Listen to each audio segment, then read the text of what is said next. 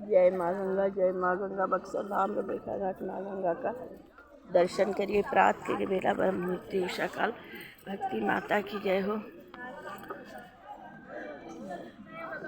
कार्तिक महीने का आज दूसरा दिन है, दिन शनिवार है। बक्सर धाम रमरेखा घाट माँ गंगा के घाट पर कथा सुनाने जा रही हूँ, प्रेम से सुनिएगा। सदा भवानी दाहिने सन्मुख खड़े गणेश, 5 देव मिली रक्षा करें ब्रह्मा विष्णु महेश। जय माँ गंगा, हर हर गंगा, हर हर गंगा। गुणमती की कथा बहुत ही सुंदर कथा है।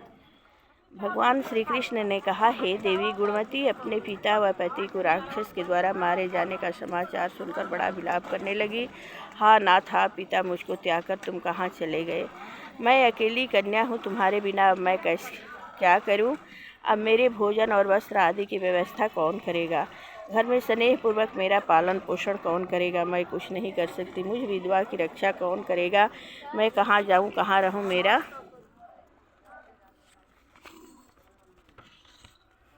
मेरा तो अब कहीं ठिकाना नहीं रहा। इस तरह रोती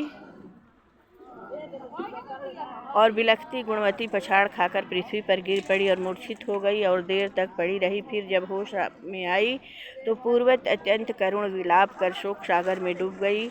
जब कुछ संभली तो उसे ध्यान आया कि मेरे पिता तथा पति की मृत्यु के पश्चात उनकी क्रिया करनी चाहिए जिससे उनकी गति हो सके। अतः उसने अपने घर की सारी वस्तुएं बेच दी। उनके बेचने से जो पैसे उसे मिले उनसे अपने पिता और पति की श्राद्ध आदि क्रिया की।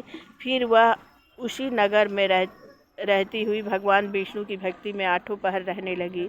उसने जन्म से लेकर मृत्यु तक नियम पूर्वक सारी एकादशियों के व्रत और कार्तिक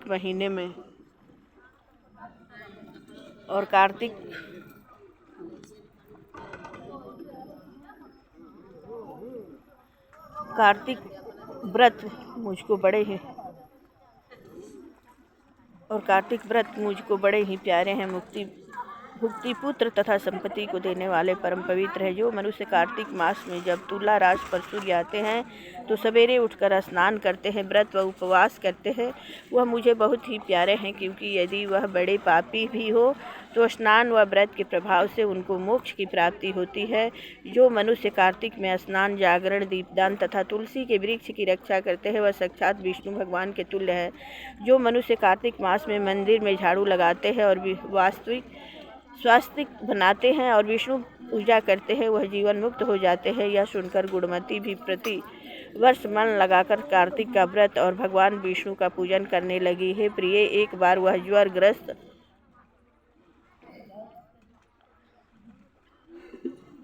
थी और दुबली हो गई थी, फिर भी किसी न किसी प्रकार गंगा स्नान के लिए चली गई। गंगा तक पहुंची भी नहीं, किंतु शीत के मारे वह बुरी तरह से कांप रही थी। वह एकदम स्थिर हो गई। तब वह मेरे भगवान विष्णु के दूतों के द्वारा मेरे धाम में आई। उसके पश्चात ब्रह्मा आदि देवताओं की प्रार्थना पर जब मैंने कृष्ण का अवतार लिया तो उस समय मेरे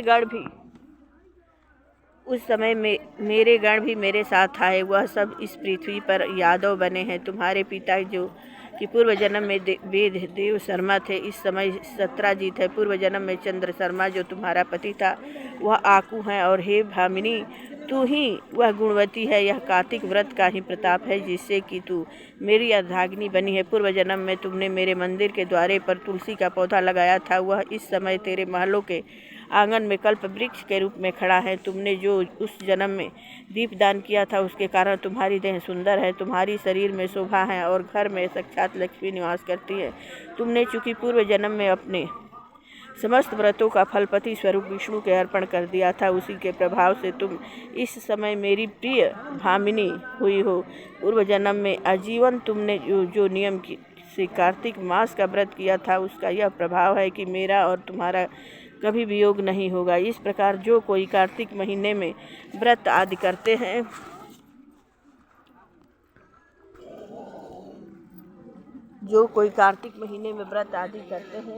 वह मुझे तुम्हारे ही समान प्यारे हैं। वह लोग जो कि दूसरे जब तप यज्ञ दान आदि करते हैं, कार्तिक मास में किए गए व्रत के सामने उसका फल बहुत थोड़ा होता है। यानी कार्तिक मास के व्रतों का 16वां भाग भी नहीं है।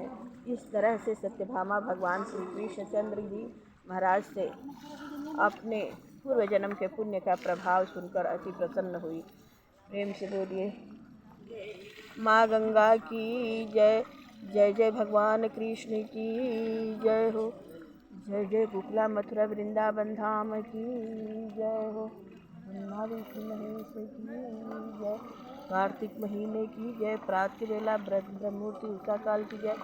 जय जय बक्सर धाम की जय। विश्वामित्र मुनि नगरी की जय। कथा विसर्जन होता है।